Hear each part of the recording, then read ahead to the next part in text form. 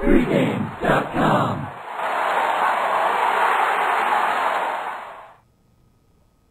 Welcome to Pregame.com's Big 12 preview.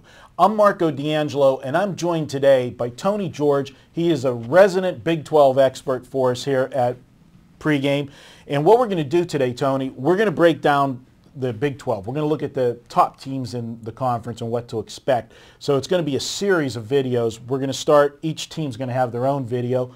And where else to start but Oklahoma? They're getting all the hype, and, you know, they should be. Here's a team that's bringing back their quarterback, 8 starters on both offense and defense. So, you know, all the pieces of the puzzle are there.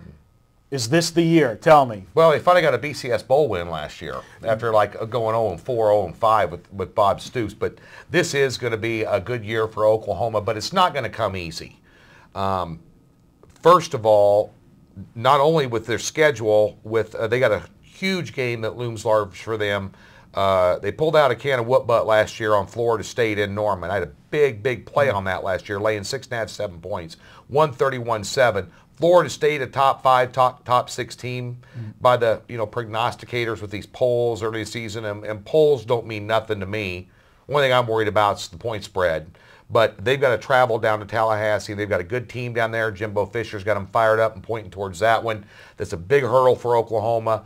But besides that, the Big 12 is top heavy with 4 very good teams this year. And unlike years past with the exodus of Nebraska and Colorado, the Big 12 this year does not have a championship game. There's only 10 teams.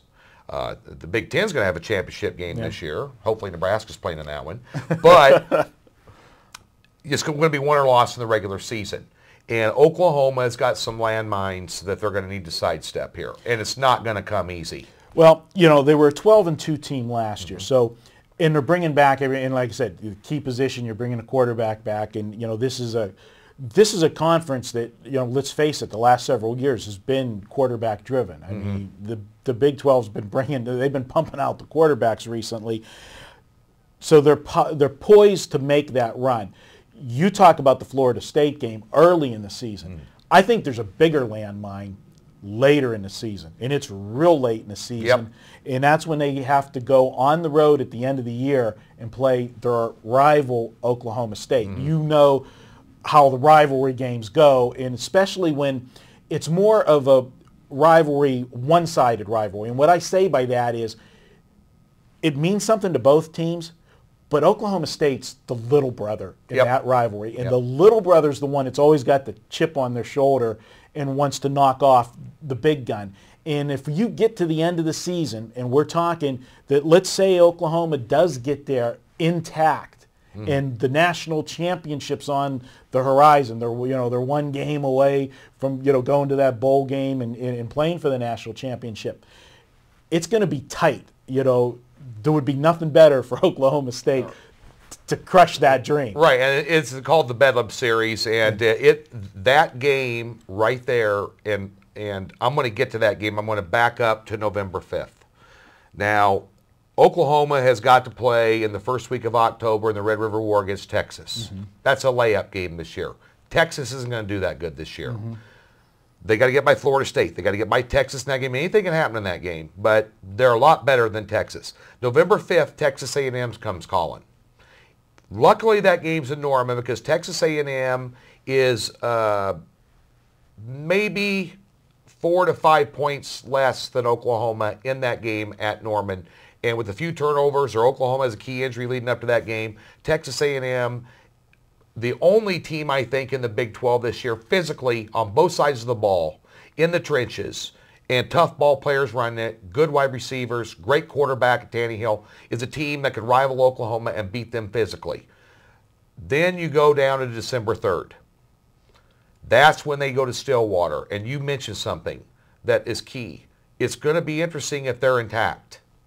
Now, the nice thing about this game for Oklahoma is they have a week and a half off before they play that game at Stillwater. So at the end of the season, all those bumps and bruises and tweaked ankles and sore ribs, they get 10 days to heal before they go down to Stillwater. But what's interesting about that game with Oklahoma, and we'll talk a little bit about Oklahoma State too, 4 Heisman Trophy candidates playing in that game. Brandon Whedon and Blackman on Oklahoma State side, quarterback, wide receiver, and quarterback, wide receiver for Oklahoma is Landry Jones, which, by the way, 15-1 Heisman, puts down some money on him, and Broyles at wide receiver. That is going to be one hell of a football game, and it could not only determine, depends on how things shake out during the season, not only the Big 12 championship, the title, regular season title, and half of the BCS bowl picture, and I'm talking national title game. Right. There's going to be a lot of pressure on that. And one thing, we said they were 12-2 last year. Yeah. Both losses came on the road last year. They lost at Missouri and at Texas A&M, which were two good ball clubs, last year, and had two good quarterbacks. That's the key. And as you said, you've got a Heisman Trophy candidate sitting there at Oklahoma State. And one thing that you did allude to that Landry Jones, for guys that like to bet futures with going with Landry Jones for the Heisman, which makes sense, is if Oklahoma is in the mix for the national championship, players on the teams that are getting all of the attention have a better chance of winning the Heisman Trophy than somebody that's on, a team that's got one or two losses. Exactly. So if Oklahoma does what people think they're going to do, he's definitely going to be in the mix for that. So there's, another good wager. Do you think, and we'll wrap this segment up on Oklahoma, no question, they've got the talent. They got that monkey off their back last year with the BCS Bowl, and that was something that really, as good as everything Stoops has done, that's still, the alumni, you got to win. There's certain games you got to win. You got to win the shootout with Texas. You got to win your in-state rivalry with Oklahoma State. You got to win big bowl games. Right. He's done everything but the last one, and now he finally, got that. So it sets them up to do it this year. But do you think all of the hype, from a betting standpoint, there might be too much hype in that you're going to be paying such a premium every week with Oklahoma that they could be winning games and not covering? You're going to find value with them as a big favorite. Picking and choose your spots, just go to my profile page at Pregame. You'll know. I'll let you know when. But you're going to find some value with them, and it's going to be interesting to see what that line, and there's futures. I know Johnny Detroit and I talked about it on a little blog talk show I do, a radio gig, and we were talking about future lines. Oklahoma will be a favorite in that game down there. We'll see what happens headed into the Florida State game, but that's a road game. Right. And they did lose 2 road games last year. I was at the Missouri game when Missouri beat them, and that was, a thriller. But Oklahoma is a team, I think the strength in their team is their quarterback, their wide receiver core. They have a lot of experience coming back, and their linebacking unit is the best in the Big 12. And the team that's going to win the Big 12 is going to have the best defense. I know it's a lot about the offensive showcase, and Oklahoma's got offensive players, A&M's got them, Oklahoma State's got them.